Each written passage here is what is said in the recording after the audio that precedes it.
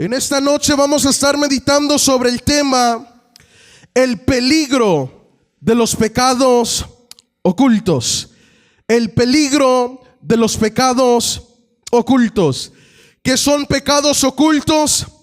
Pecados ocultos son pecados en secreto, pecados escondidos, pecados encubiertos, y típicamente ocultamos aquellos pecados porque sentimos que aquellos pecados son ligeros. Sentimos que aquellos pecados son insignificantes, que no harán daño y que no harán destrucción. Pero hoy yo quiero decirle a la juventud de Cristo que el enemigo es padre de mentira. El enemigo es experto en engañar y en manipular. Y pecado es pecado, sea pecado pequeño o sea pecado grande. Todo pecado lleva a la ruina y a la destrucción. Y todo pecado es peligroso. Y es lo que vamos a estar aprendiendo en esta linda y maravillosa noche. Amén. Ahora, hemos leído aquí Cantares capítulo 2, verso 15. Y dice de la siguiente forma: cazadnos las zorras, esas zorras pequeñas que destruyen las viñas, nuestras viñas en cierne. El primer punto que quisiera tocar en esta noche es lo siguiente: que los pecados ocultos son y operan como zorras pequeñas. Amén. Aquí en Cantares capítulo 2, verso 15, miramos que el escritor nos está hablando de una manera ilustrativa y nos dice: cazad las zorras pequeñas que echan a perder nuestras viñas en cierne. Yo quisiera que analizcamos esa frase: nuestras viñas en cierne. ¿Qué es una viña en cierne? Una viña en cierne es lo siguiente: una viña que está dando fruto. Eso es lo que es una viña en cierne. Una viña que está creciendo, una viña que está dando fruto, una viña que está fructificando. ¿Qué simboliza esa viña en cierne?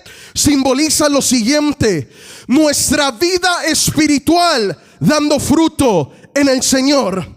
La viña en cierne tipifica, simboliza nuestra vida espiritual creciendo y triunfando en el Señor.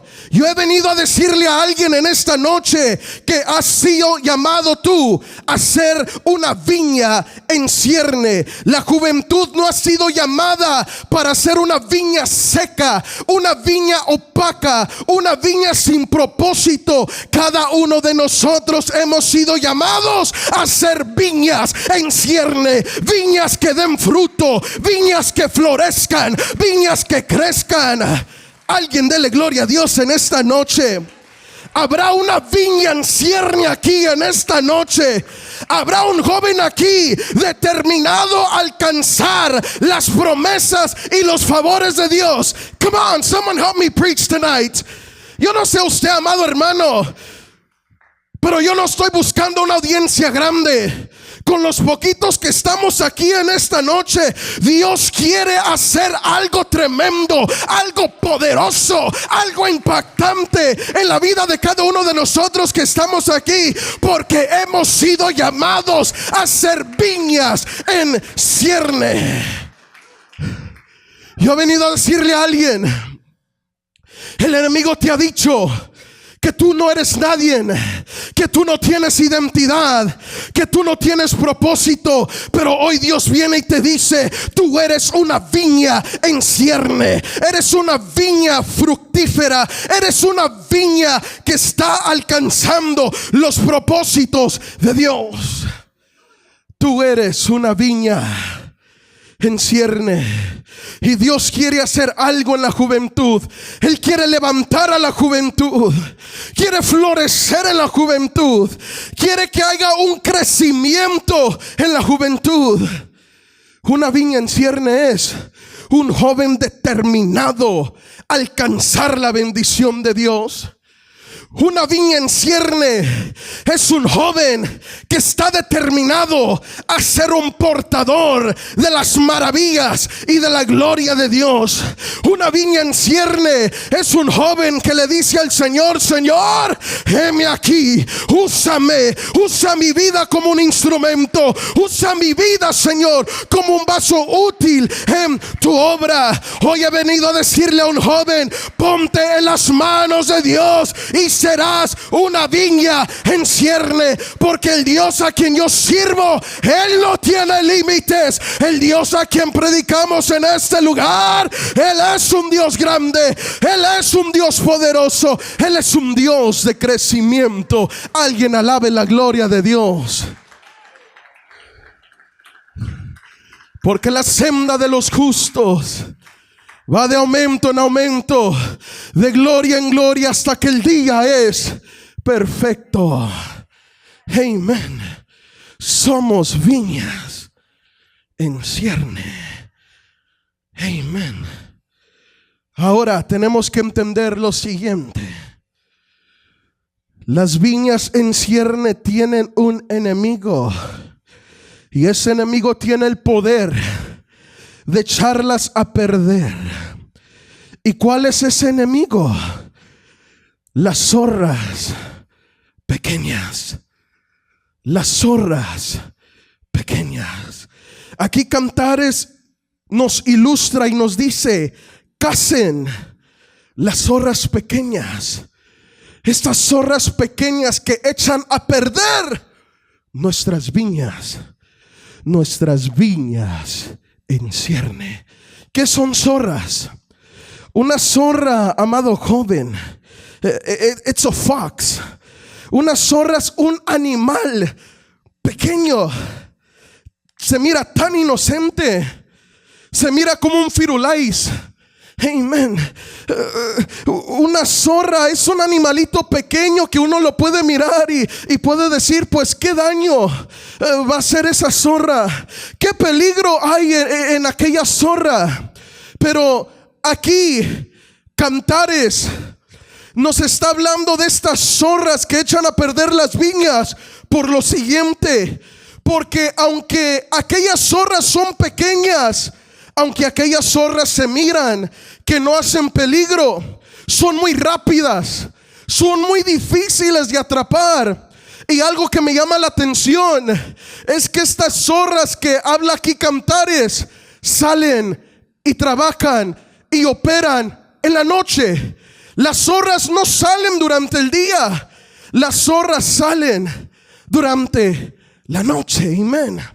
Ahora, estas zorras se miran tan insignificantes, tan inocentes, tan pequeñas, y uno podrá preguntar: ¿qué daño le podrá hacer aquella zorra a mi viña? ¿Cómo es que una zorra tan inocente va a echar a perder mi fruto, va a echar a perder mi viña? Por lo siguiente, tenemos que aprender que estas zorras que habla aquí Cantares, los describe Cantares en una forma más amplia al estudiarlo. Que estas zorras de las que habla Cantares eran zorras que salían en la noche. Y estas zorras, al salir en la noche, oiga muy bien, iban detrás de las uvas, iban detrás de aquellas viñas fructíferas para comerse las uvas. Y como aquellas zorras pequeñas no alcanzaban las uvas, ¿sabe qué es lo que hacían estas zorras de las que habla Cantares? Empezaban a escarbar la tierra. Oiga muy bien, empezaban a escarbar la tierra. Y al escarbar la tierra, exponían la raíz de la viña en cierne. ¿Y qué es lo que estas zorras empezaban a hacer al descubrir la raíz de la viña en cierne? empezaban a morder la raíz, empezaban a destruir la raíz. ¿Sabe para qué?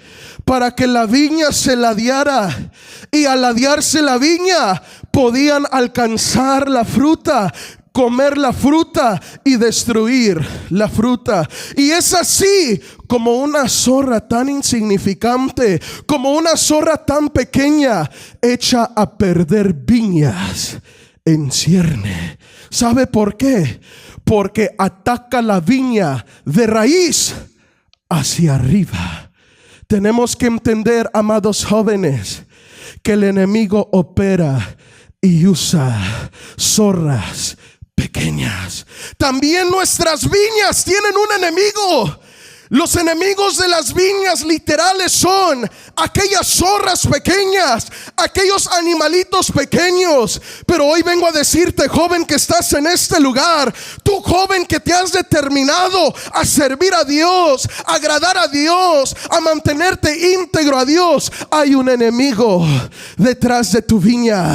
Hay un enemigo con el anhelo, con el deseo de destruir tu viña. Al enemigo le cala ver a jóvenes triunfando, a jóvenes alcanzando los propósitos y los planes de Dios. Al enemigo le cala ver a jóvenes de identidad, a jóvenes llenos del Espíritu Santo. Al enemigo le cala ver a jóvenes alcanzando su propósito en Cristo. Al enemigo le cala ver a jóvenes valientes, guerreros, esforzados.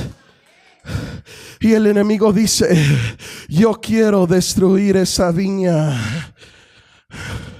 Por eso, ministros de alabanza, agárrense, porque hay un enemigo detrás de tu viña. Todo lo que tú haces para Dios, todo lo que tú has alcanzado en Dios es tu viña. Y hay un enemigo que es astuto, opera con una sabiduría diabólica, y si no te puede atrapar con métodos obvios, empieza a usar zorras pequeñas para destruir tu viña que está en cierne. Si está conmigo en esta noche, ahora tenemos que entender lo siguiente: el enemigo no va a enviar las zorras pequeñas en pleno día. Estas zorras literales de cual habla Cantares salían en la noche a dañar la raíz de la viña, a destruir el fruto de la viña. Tenemos que entender que estas zorras tipifican los instrumentos diabólicos de Satanás, y él va a enviar las zorras no a la luz del día, va a enviar aquellas zorras pequeñas en la noche. Cuando no hay presencia de Dios, cuando tu viña está descuidada. La palabra del Señor dice que el salmista decía: el Señor es mi luz y el Señor es mi salvación. Cuando hay presencia de Dios dentro de ti, la presencia de Dios alumbra de una manera tremenda dentro de ti. Y cuando hay presencia de Dios dentro de ti, el enemigo se abstiene a enviar las zorras pequeñas, porque el enemigo es astuto. Está esperando que te descuides para enviar las zorras pequeñas en la noche. Este joven tiene más de una semana que no ora.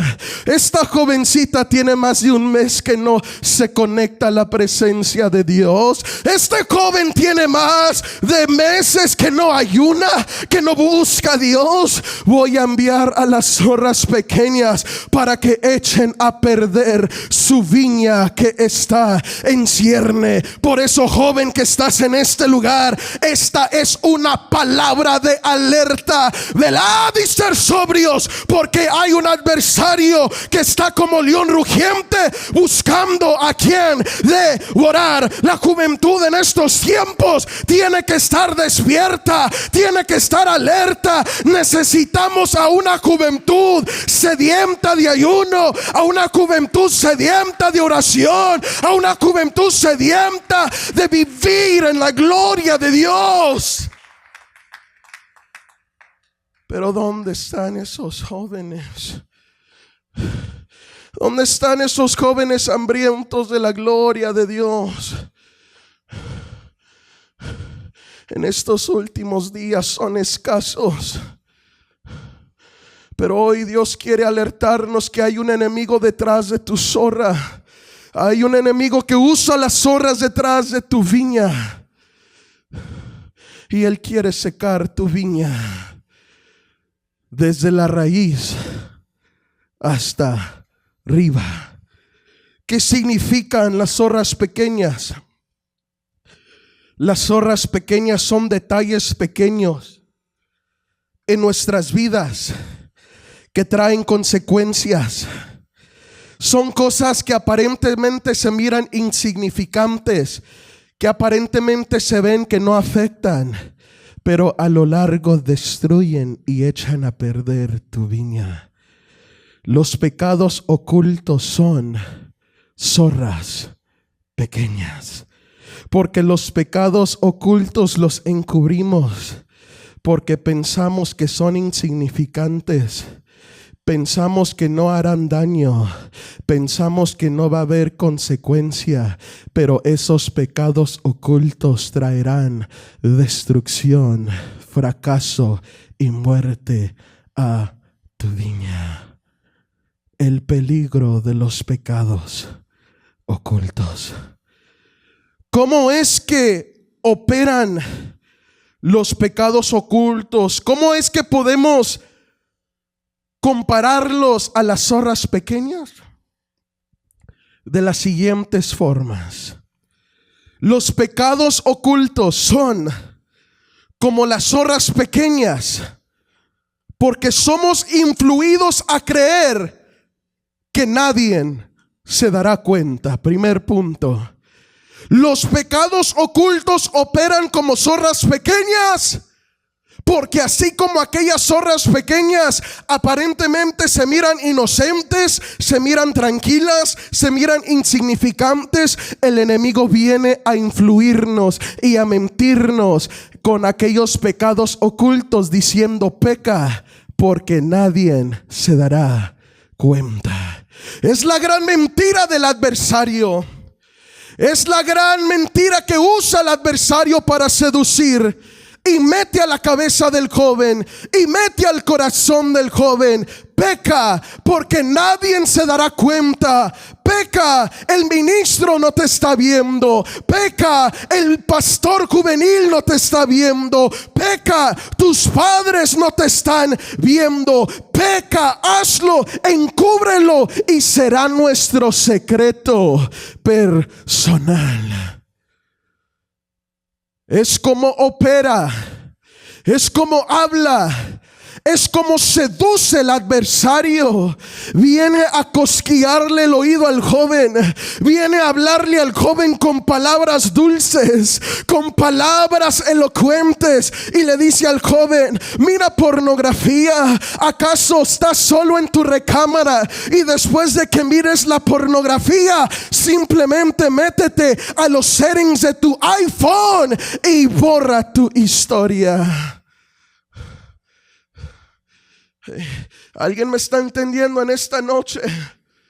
Los pecados ocultos son zorras pequeñas, porque el enemigo dice: ve y manda ese mensaje que no deberías de mandar, que nadie se va a dar cuenta.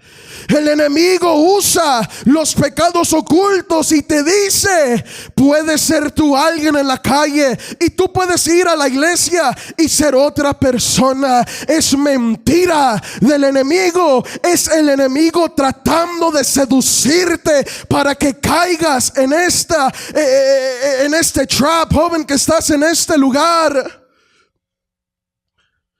El enemigo habla a la mente de cada uno de nosotros aquí, no simplemente al joven. El enemigo le habla a los adultos de la misma forma, porque los pecados ocultos no simplemente son artimaña que usa Satanás para la juventud. Hay adultos que también son prisioneros de los pecados ocultos. Hay adultos, hay grandes, hay veteranos en la obra de Dios que también están atados por los pecados ocultos. Pero Dios es bueno, Dios es fiel, Dios es misericordioso, y su palabra dice que mientras hay vida, hay esperanza. Mientras hay vida, hay oportunidad de cambio. Mientras hay vida, hay oportunidad de alcanzar restauración. Peca que nadie te va a ver. Encubre lo que nadie se dará cuenta. Será nuestro secreto personal. Es la mentira del adversario. Pero sabes una cosa, joven, que estás en este lugar, al Dios a quien predicamos en este lugar, Él es un Dios omnipotente. Al Dios a quien alabamos en este lugar, Él es un Dios omnipresente. Al Dios a quien glorificamos en este lugar, Él es un Dios omnisciente, y Él todo lo conoce, Él todo lo sabe, Él todo lo ve, Él todo lo sabe. Él es omnipotente, todopoderoso, omnipresente, está en todas partes. Dice la palabra de Dios: si te fueras a lo más profundidad de la mar, ahí estaré yo. Si te fueras a las estrellas. Sabía que hoy los astronautas, el NASA, están ansiosos de volver a llegar a la luna, tratando de escapar la ira venidera. Pero allí también, en las estrellas, allí también está nuestro Padre Celestial. Él todo lo conoce, Él todo lo sabe. El joven es influido por Satanás para encubrir el pecado, para encubrirlo de los líderes de la iglesia. El joven es influido por Satanás para encubrir aquel pecado y ocultarlo de sus padres. Pero el enemigo cega al jovencito para que el jovencito no entienda que aunque lo está ocultando de papá, aunque lo está ocultando de los líderes de la iglesia, el jefe de los jefes que está ahí arriba lo está viendo todo, lo conoce todo. El Señor sabe cuando cometemos un error. El Señor sabe cuando erramos al blanco, cuando faltamos. El Señor sabe cuando nuestra conducta es falta. El Señor lo sabe todo. Y muchas de las veces el joven está tan preocupado de ocultar aquel pecado de los líderes, de ocultar aquel pecado de mamá, de papá, del pastor. Pero ¿qué del dador de la vida?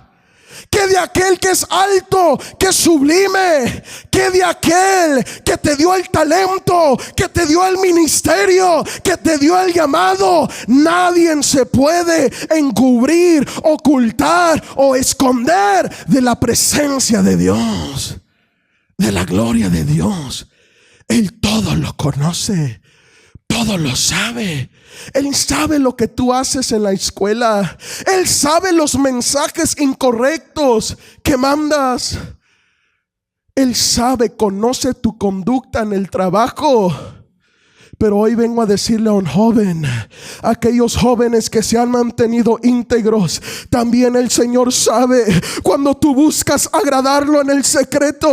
También el Señor sabe cuando tú buscas honrarlo en medio del desafío de la sociedad. También el Señor sabe cuando tú buscas honrarlo, exaltarlo en medio de la opresión del enemigo. Y nuestro Padre, que lo ve en lo secreto, te va a recompensar en público. Él lo sabe todo, lo conoce todo. Él escudriña lo más interno de nuestro corazón. No lo quiero asustar, pero Él sabe lo que usted está pensando ahorita.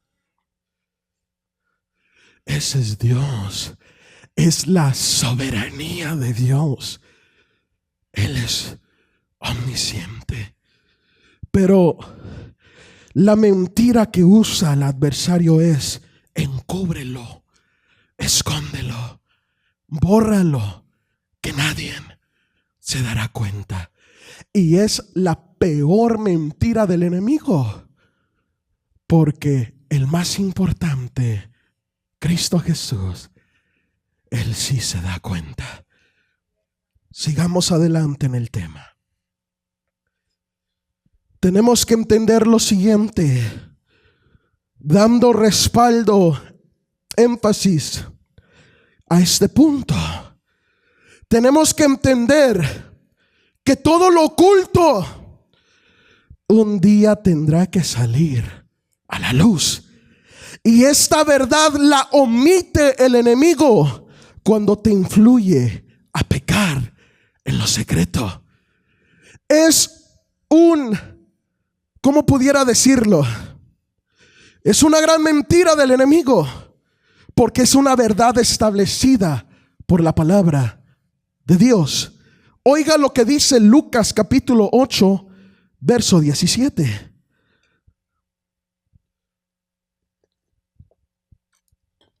Lucas 8:17 dice: pues no hay nada oculto que no haya de ser manifiesto, ni secreto que no haya de ser conocido y salga a la luz. ¿Quién está hablando aquí? Jesús de Nazaret. Y Él aquí está estableciendo lo siguiente. Y lo que establece el Señor es que no hay nada oculto que no haya de ser manifiesto, y no hay secreto que no haya de ser conocido y salga a la luz.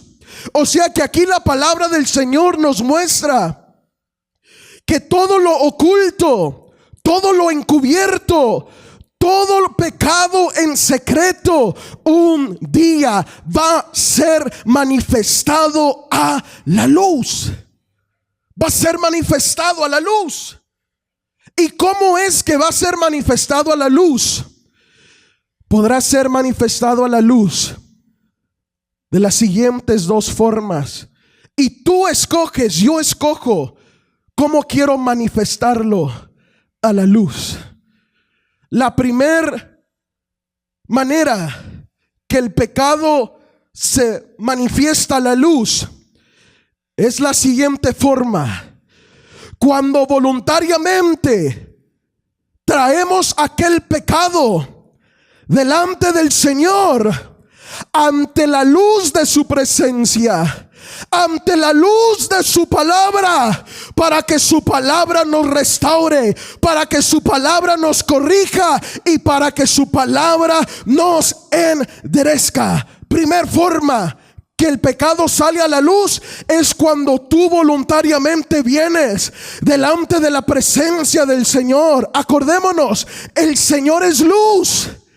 Cuando uno viene delante del Señor y le dice al Señor: Señor, he pecado, Señor, he fallado delante de ti, restáurame, Señor, Señor, perdóname. Es la primer forma que aquel pecado es encubierto, que aquel pecado sale a la luz, cuando uno voluntariamente lo trae delante de la luz de la palabra de Dios, delante de la luz de la presencia de Dios. Amén. Pero hay una segunda forma que todo lo encubierto sale a la luz, y es de la siguiente forma. Tenemos que entender que todo pecado encubierto va a ir echando raíz dentro de nosotros. Todo pecado encubierto va a ir incrementando, va a ir creciendo al punto que aquello pecaminoso al punto que aquello desagradable ante los ojos de Dios va a empezar a tomar el control de nuestras acciones, va a empezar a tomar el control de nuestra conducta, de nuestra forma de caminar, de nuestra forma de hablar. Cuando dejamos que el pecado sea impregnado dentro de nosotros y que aquel pecado crezca, incremente, el pecado empieza a manipular, el pecado empieza a conducir, el pecado empieza a tomar el control y a tomar la potestad de las acciones de aquella persona, y aquella persona ya no va a pecar en lo secreto, aquella persona va a empezar a pecar ante la luz de la sociedad, ante la luz del público, ante la luz de los ojos de los seres humanos. Es la segunda forma que todo pecado encubierto sale a la luz. Ese pecado empieza a tomar el control de tu conducta, de tu hablar, de tu mover, de tus acciones, de tu caminar. Y ya no empiezas a pecar en lo secreto, empiezas a pecar a la luz de toda la sociedad. Empiezas a pecar a la luz de todos los ojos de la iglesia. Ahora te pregunto, ¿cómo quieres tú que aquel pecado sea desencubierto? Que aquel pecado salga a la luz. ¿Quieres traer aquel pecado voluntariamente delante de la luz de la presencia de Dios? Delante de la luz de la palabra de Dios, para que su palabra te corrija, te restaure, porque para eso es la palabra. Dice la palabra de Dios que su palabra es como una espada de doble filo que penetra hasta partir el alma. La palabra restaura, la palabra limpia, la palabra cambia, la palabra hace maravillas y prodigios en la vida del ser humano, y limpia, sana, quita todo aquello sucio que está penetrado dentro del ser humano. El poder de la palabra. O vas a dejar que aquel pecado siga creciendo, siga incrementando y empiece a dominar tu vida, empiece a dominar tus acciones, empiece a dominar tu conducta. Eso es lo que el enemigo quiere. Quiere que empieces encubriendo tu pecado para que tarde o temprano peques a la luz del público, peques a la luz, a la vista de los seres humanos. Pero el Señor está llamando a una juventud que no exteriorice pecado, que no exteriorice inmundicia. Oh, mi anhelo es que en este lugar se levantaran jóvenes que exterioricen la santidad de Dios, que exterioricen la gloria de Dios, que exterioricen la luz, la gloria, la maravilla del Cristo de la gloria.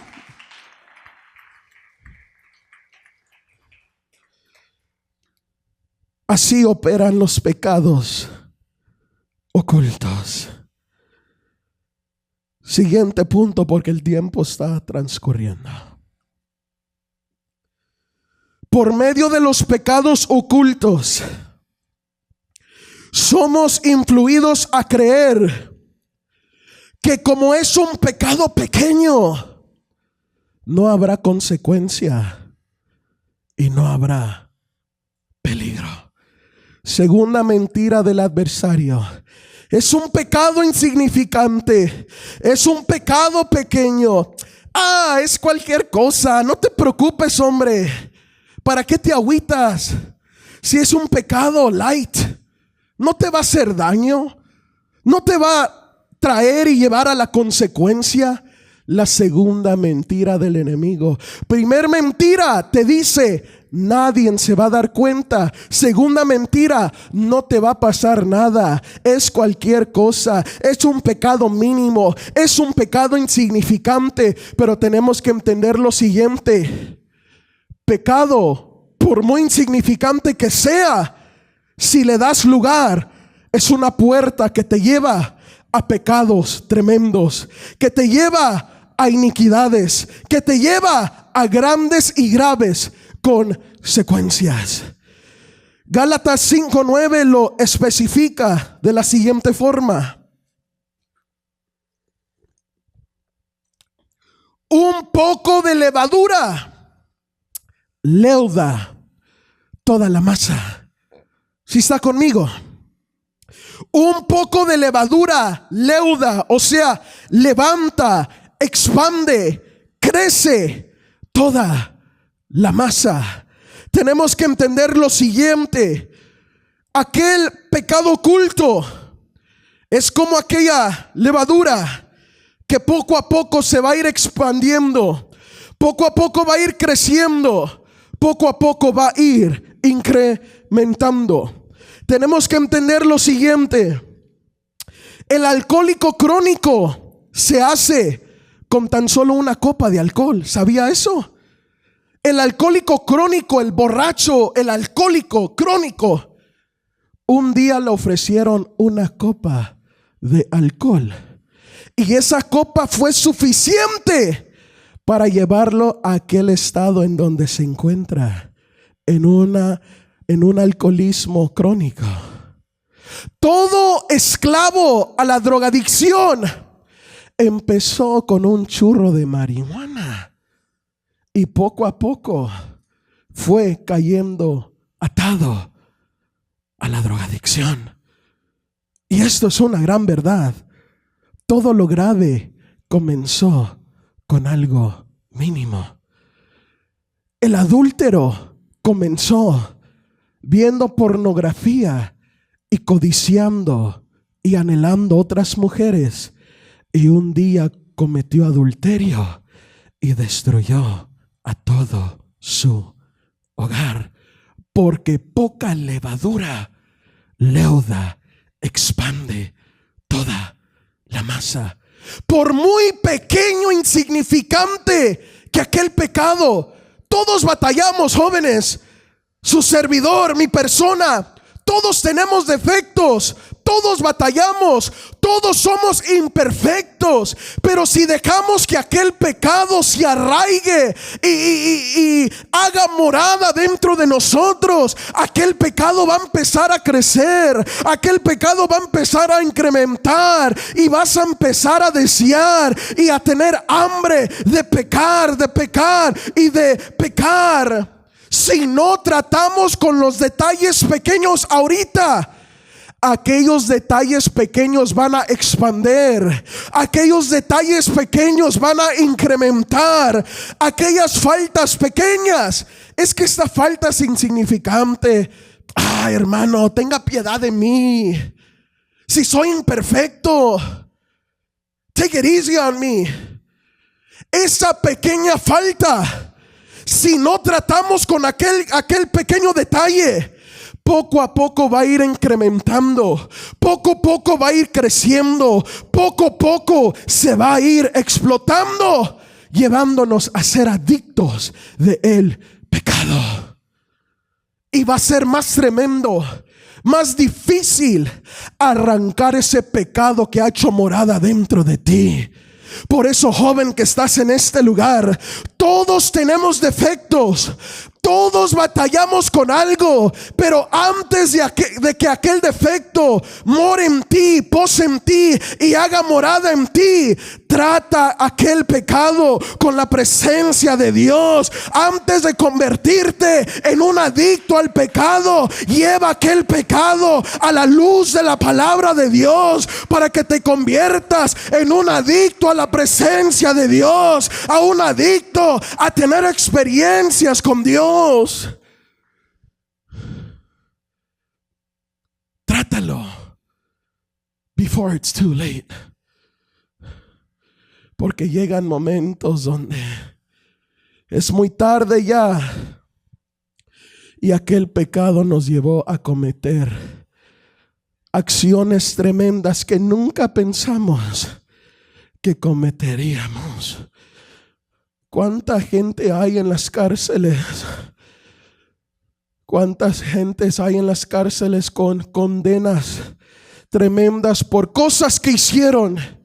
Y yo me imagino que ellos reflejan en aquella cárcel y dicen: yo hubiera evitado este momento si no le hubiera hecho caso a tal persona. Yo hubiera evitado este momento, esta condena, si no le hubiera hecho caso a tal influencia.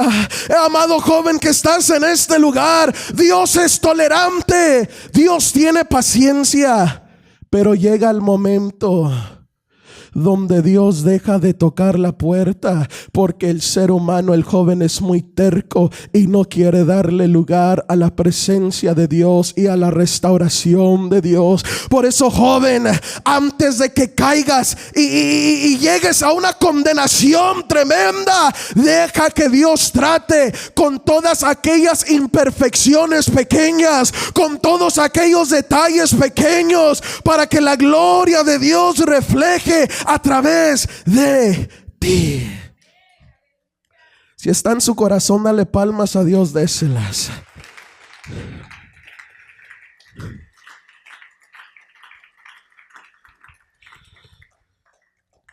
El pecado es una zorra pequeña porque somos influidos a creer que no habrá consecuencia, no habrá condena, y no tendremos que pagar por aquel pecado, por aquella acción que hicimos.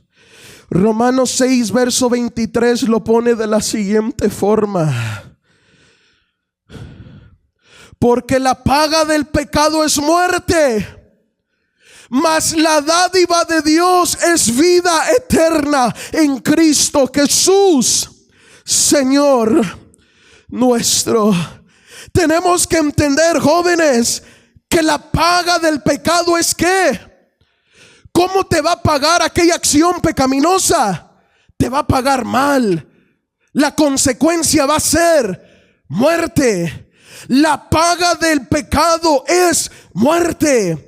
El pecado trae consecuencia. El pecado trae destrucción. El pecado trae muerte. El pecado trae muerte a tu ministerio. El pecado trae muerte a tu vida espiritual. Cuando el pecado se arraiga dentro de ti, te lleva a una depresión espiritual. Caer en una depresión espiritual, joven, yo no se lo deseo a nadie que está en este lugar, porque cuando uno cae en una depresión espiritual, uno puede ir a los campamentos más avivados, pero no va a sentir la gloria de Dios. Cuando uno cae en una depresión espiritual, por muy fuego que sea la palabra, por muy fuego que sea la alabanza, va a haber una sequedad interna. Yo no se lo deseo a nadie, pero es la paga del pecado. Cuando no dejamos que Dios trate con aquellos defectos, con aquellos detalles, es muerte a tu ministerio, muerte a tu llamado, y somos conducidos a una depresión espiritual.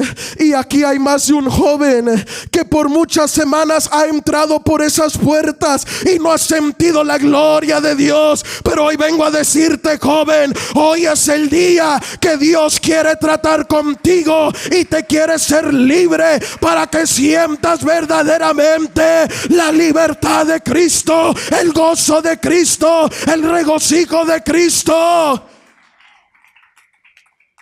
Por eso el salmista decía: saca mi alma de la cárcel para que yo alabe tu nombre. Una alma encarcelada no puede sentir la libertad de Cristo. Una alma deprimida no puede sentir el gozo del Señor. Una alma deprimida no puede sentir la bendición de Dios, porque el pecado detiene la bendición. El pecado detiene aquello que Dios quiere depositar dentro de ti. Es como un ejemplo. No sé si alguien me puede prestar una botella de agua, aunque esté vacía. Quiero dar una ilustración. Tráemela, brother. Ahorita le vamos a sacar uso a esa botellita. Amen. Esta es mi vida espiritual. La tapadera es el pecado. Dios quiere derramar de su bendición, pero como la tapadera, el pecado está ahí, la bendición no puede entrar. El pecado detiene la bendición de Dios. Y es por eso que muchos no podemos sentir la gloria de Dios. Muchos no podemos sentir la presencia de Dios. Muchos no podemos sentir el gozo de Dios. ¿Pero por qué? Porque hay algo dentro de ti deteniendo y haciendo estorbo a la bendición de Dios. En una ocasión el salmista David dijo: oh Señor, devuélveme el gozo de tu salvación. David pecó. David lo quiso encubrir. David quiso mantener aquel pecado en oculto, pero perdió el gozo de la salvación. Aquel salmista que escribió tantos salmos de gozo, de júbilo, de alegría, de regocijo, cayó en una depresión espiritual. ¿Sabe por qué? Porque pecó en lo secreto y lo quiso encubrir. Y por eso es que el salmista dice en ese salmo: devuélveme el gozo de la salvación. El salmista se está humillando delante de la presencia de Dios, y el salmista le está diciendo al Señor: Señor, yo reconozco que he fallado. Señor, yo reconozco que fui desobediente. Señor, yo reconozco que fallé, pero devuélveme el gozo, devuélveme la alegría, devuélveme el júbilo. Estoy humillado delante de ti. El salmista David sabía que solamente humillándose delante de la presencia de Dios iba a ser libre de aquello, y una vez más iba a sentir el gozo, el júbilo, el regocijo del Rey.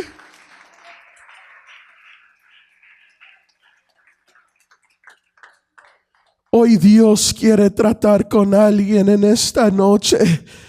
Tú que por más de un mes, 2 meses, 3 meses no has sentido la gloria de Dios, hoy Dios quiere ministrar tu corazón para que vuelvas a hallar deleite en la presencia de Dios, para que vuelvas a hallar regocijo en la presencia de Dios, para que vuelvas a hallar júbilo en la presencia de Dios. Alguien dale alabanza a Dios en esta noche.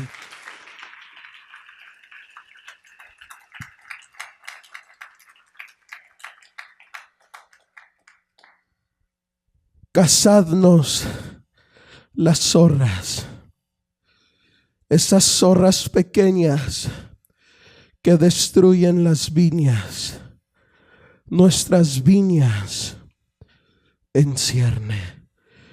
Los pecados ocultos son zorras pequeñas porque nos llevan a creer que nadie nos descubrirá, pero Dios todo lo conoce.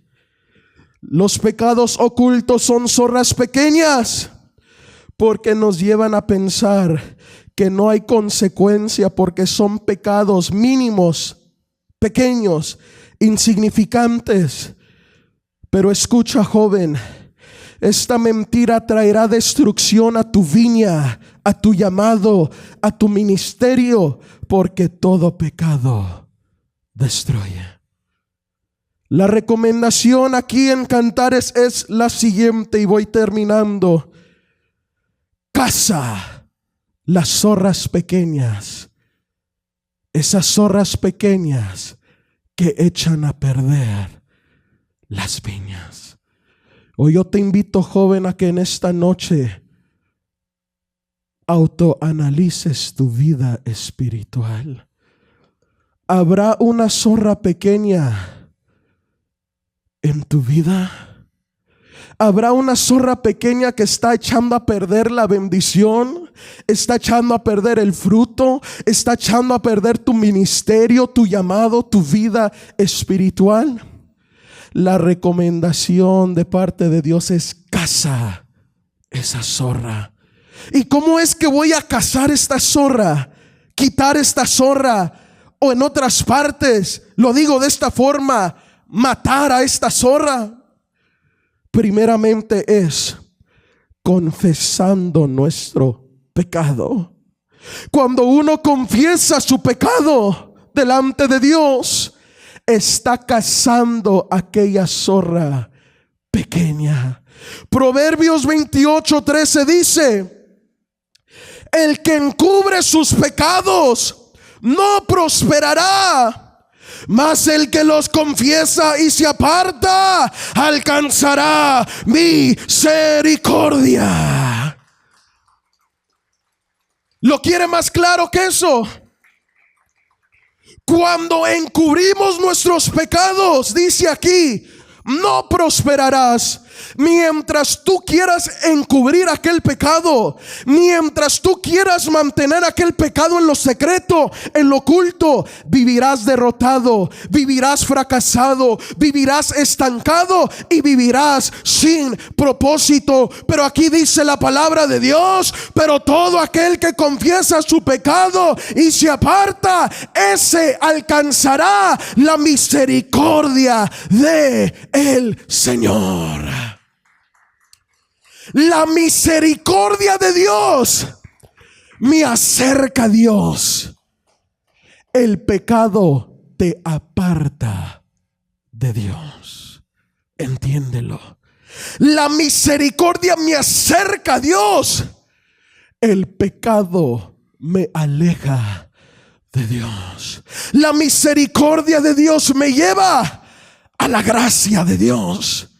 La misericordia de Dios me lleva a Jesús.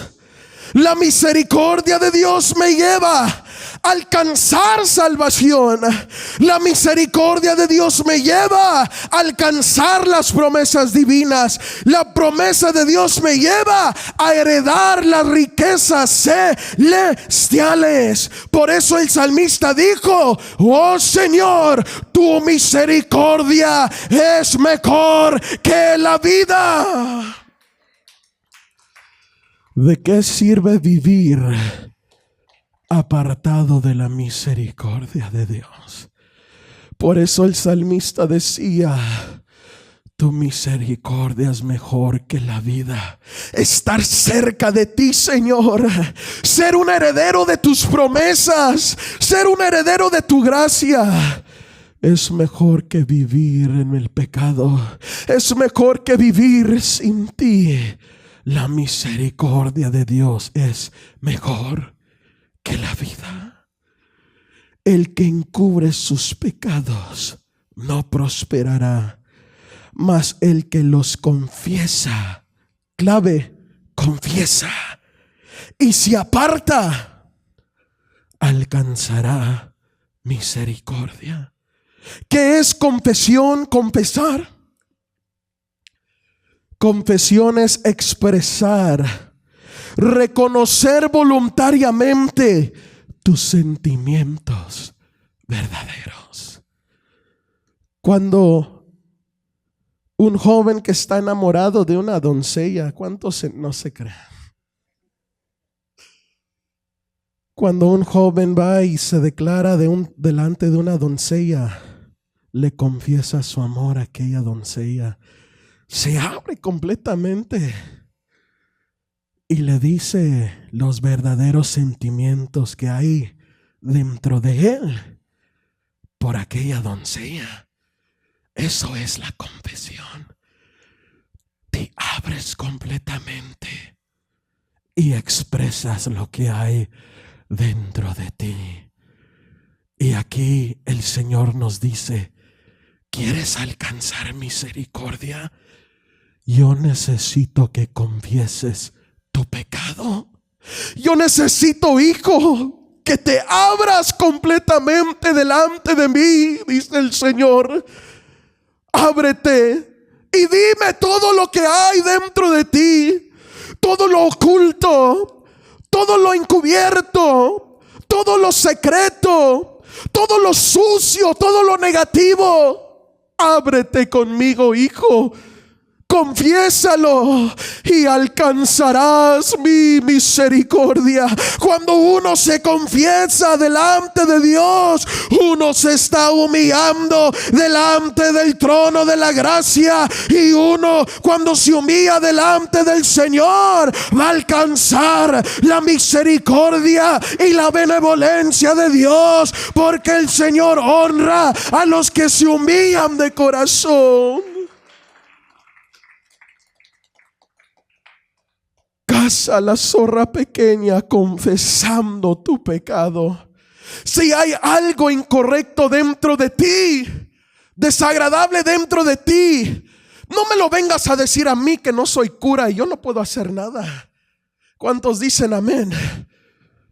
Ve delante de la presencia de Dios. Ve delante de aquel que puede sanarte, limpiarte, curarte, restaurarte.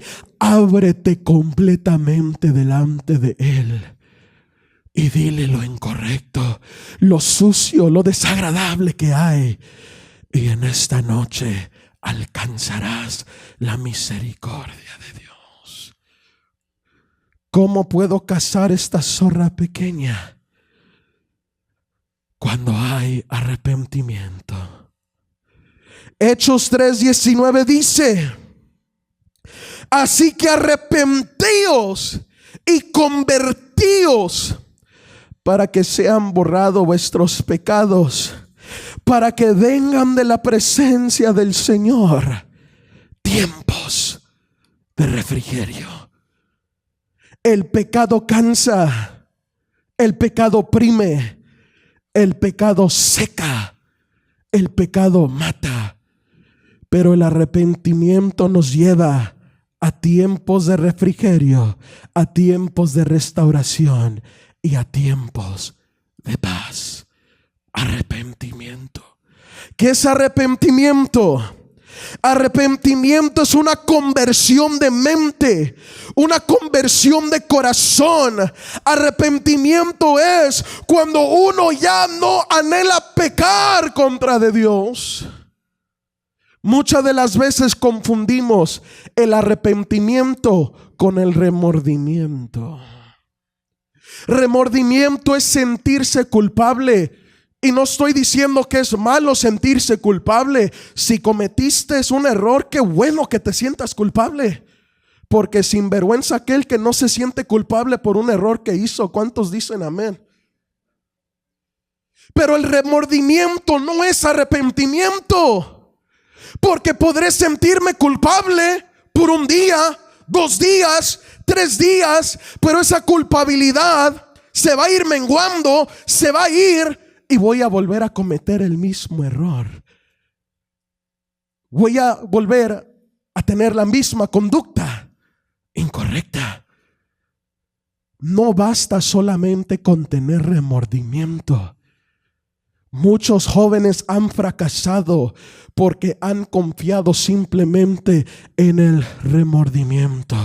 Dios anhela arrepentimiento genuino. Dios anhela que haya una conversión en el corazón. Dios anhela que haya una conversión en la mente. Dios anhela entrar a lo más profundo de tu corazón y limpiarte, cambiarte, sanarte, restaurarte, para que ya no regreses a tu previo estado de vivir.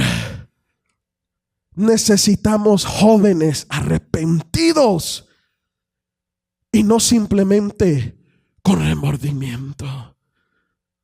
Hoy es el día que Dios quiere tratar con nosotros, jóvenes, porque el arrepentimiento es un don y es un regalo de Dios. Tenemos que arrepentirnos, no cuando nosotros queramos. Tenemos que arrepentirnos cuando Él lo está pidiendo. Porque la mentira del enemigo es, y yo sé que se le ha dicho a más de uno de aquí, peca hoy y pide perdón mañana. Te dice el miércoles, peca hoy y mañana jueves ve al culto de los jóvenes y pide perdón. Dios no es juego. Con Dios no se puede jugar, jóvenes que están en este lugar.